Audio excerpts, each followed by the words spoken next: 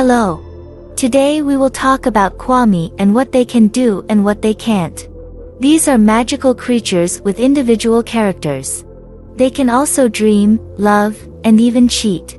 They have no gender, although they can clearly be divided into male and female Kwami. This is very strange, but perhaps we don't understand it because they are from another world, where sex differences are not needed. They can and even like to eat, but it seems they do not need to relieve themselves. Each Kwami has its own individual non-repeatable power. As one of the Kwami said, it is impossible to repeat the power of another Kwami, and if this happens, then it is no longer the force itself, but the reproduction of this force. Also, Kwami cannot give a power that contradicts the power of another Kwami. Hiding the identity of their owners is also a certain power of Kwami. I would even claim that this is a certain talent to confuse tracks and answer a question with a question, thereby avoiding the answer. But at the same time there are no prohibitions on the discovery of the personalities of the former owners. Yes, they can't pronounce the owner's name out loud, but theoretically they can reveal it in other ways.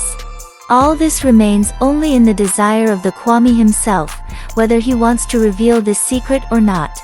It's a strange contradiction when the Kwami have to tell the truth to the owner, but no one prevents them from evading the answer with a certain play on words. Thus, in the Destroyer series, they deceived the hawk moth, but at the same time they always seem to be telling the truth. Kwami, cunning insidious creatures that are difficult to get to do what they don't like. Sometimes they remind me of an evil genie from a fairy tale, who needs to make wishes so precisely that he would not turn it against you. The proof that the Kwami can give out the identity of the former owner was in the episode, Pharaoh, where Tiki pointed out by hints to the former owners of Lady Bug. The Kwami should be tied to the Stone of Miracles, but there were cases when the Kwami left the owner without permission.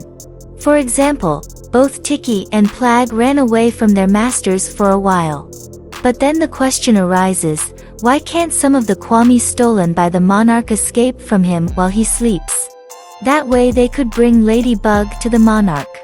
Perhaps the monarch realized this and eventually imprisoned them in vessels so that they could not leave his lair. There is one more question that does not leave me alone. The rabbit's Kwami was rescued from the hands of the monarch. Why can't we find out from him the habitat of the dark moth? These inconsistencies have always amazed me, and perhaps this is what attracts me in scripts. What do you think?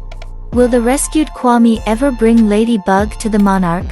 Or they will not interfere in such a way as not to upset the balance between good and evil? And that's all I have for today. Subscribe to the channel, put likes and click the bell. Goodbye, my good ones.